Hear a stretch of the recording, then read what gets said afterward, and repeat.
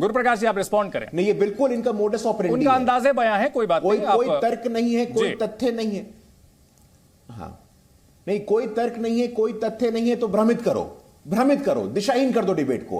अरे किसी पे भरोसा नहीं है आपको। त्रिपुरा, मेघालय, नागालैंड सब गलत बोल रहे हैं। सुप्रीम कोर्ट, ईडी, सीबीआई सब गलत बोल रहे हैं। उत्तर प्रदेश ने 2017 में, 2022 में आपको हाशिए पे लाके खड़ा कर दिया, सब गलत बोल रहे। तो सच कौन बोल रहा है? ये क्या आपने मॉडल बना रखा है? गुरु प्रकाश जी, सवाल तब खड़े होते हैं ना कि जिन नेताओं पर आप लोग आरोप लगाते हैं, जब वो दूसरी पार्टी में होते हैं, वही नेता जब बीजेपी में आ जाते हैं तो वो आरोप फिर कहीं पीछे चले जाते हैं, ठंडे बस्ते में चले जाते हैं। आरोप ये है प्रमुख।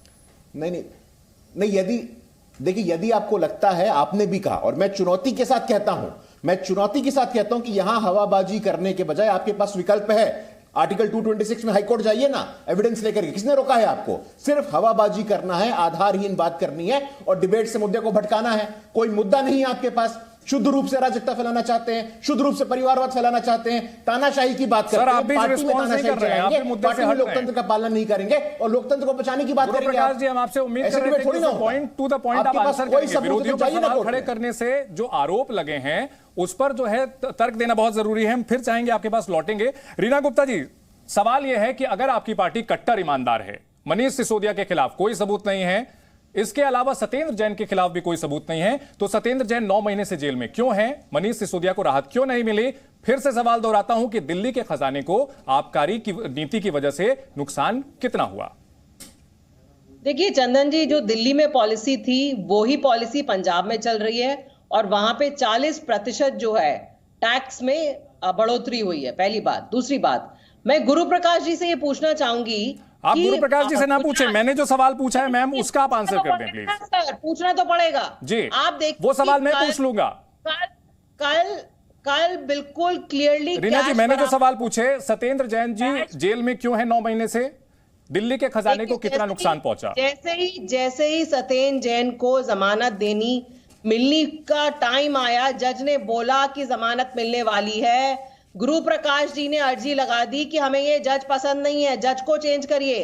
भारत के आपके पास भी वकील हैं, वकील आपके पास भी हैं, सुप्रीम कोर्ट आपके लिए भी है। अर्जेंसी होती है तो रात को भी सुप्रीम कोर्ट खुलता है।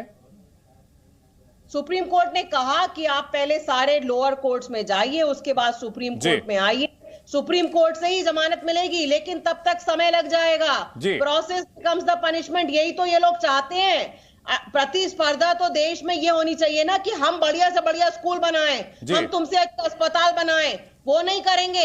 जिस इंसान ने पूरी दुनिया में दिल्ली का नाम रोशन किया, देश का नाम रोशन किया, उसको जेल में डाल दिया क्योंकि बढ़िया स्कूल। आप दावा करते हैं कि शिक्षा मंत्री के तौर पर उन्होंने अच्छा काम किया, चलिए एक बार को मान भी लिया, लेकिन आबकारी मंत्री के तौर पर उन्होंने कैसा काम किया ये भी तो देखा जाएगा ना। यहां पर सवाल यह उठता है खड़ियाल साहब कि जो आरोप लगाए गए हैं बीजेपी की ओर से, बीजेपी पर जो आरोप लगाए गए हैं, अगर आप लोग इसके साथ इत्तेफाक रखते हैं तो इसके सिग्नेटरी नहीं है क्या? ये जो चिट्ठी है, संयुक्त चिट्ठी, संयुक्त विपक्ष बनाने की कोई कोशिश तो नहीं है? अरविंद केजरीवाल जी कर्नाटक भी पहुंचे हैं, रायपुर भी पहुंचे हैं, तो इन मामलों की आड़ में कोई अलग खिचड़ी तो नहीं पक रही? देखिए, स्पेसिफिकली ये जो मनीष सिसोदिया साहब का केस है वो गिल्टी है या नहीं है, ये तो कोर्ट ने डिसाइड करना है।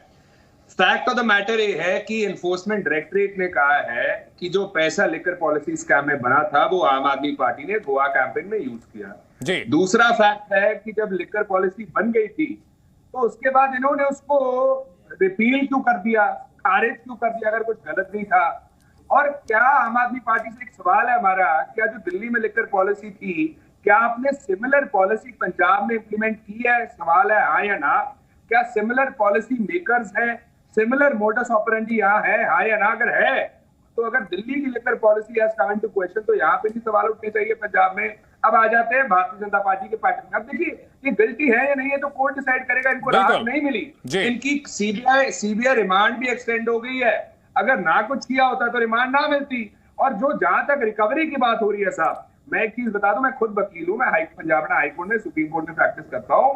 रिकवरी के चांसेस तब ज्यादा होते हैं जब कस्टडी मिल जाए, क्योंकि कस्टडी में जो इंटेरोगेशन होती है, जो सवाल जवाब होते हैं, उसके बाद चांसेस हाई होते हैं, ज्यादा होते हैं टू फाइंड और मेक अ रिकवरी। अब आ जाते हैं बीजेपी के पैटर्न पे। दोहरे मापदंड भारतीय जनता पार्टी के ये है साहब कि जिसपे उंगली उठाते हैं, जब वही लीडर इनकी पार्टी में शामिल हो जाता है तो वो कैसे दाग साफ, ये सवाल तो मैंने पूछ लिया, कैसे बिल्कुल ठीक हो जाते हैं। नहीं, ये सवाल तो मैंने पूछ लिया। प्रॉब्लम पता है क्या साहब, प्रॉब्लम ये है कि भारतीय जनता पार्टी के एक भी लीडर के खिलाफ एक भी ईडी केस नहीं है, लेकिन एडीआर की रिपोर्ट बताती है। खड़ियाल साहब, अगर मान लीजिए आप लोगों को, तो आपके पास भी कई विकल्प हैं, नहीं है विकल्प क्या? आरटीआई का विकल्प है, अदालत में केस करने का विकल्प है, आप लोगों के पास वरिष्ठ वकीलों की पूरी फौज है, मौजूद है। अगर भ्रष्टाचार के खिलाफ लड़ाई लड़नी है, दूसरी पार्टी के नेताओं के खिलाफ भी तो किया जा सकता है। बताता हूं, उसका जवाब देता हूं। हम क्या है, अगर पिटीशन डाल भी देते हैं तो उसके बाद इन्वेस्टिगेट कौन करेगा? करेगी तो एजेंसी ना, जो सरकार के अंदर फॉल करेगी, चाहे हम पिटीशन डालते।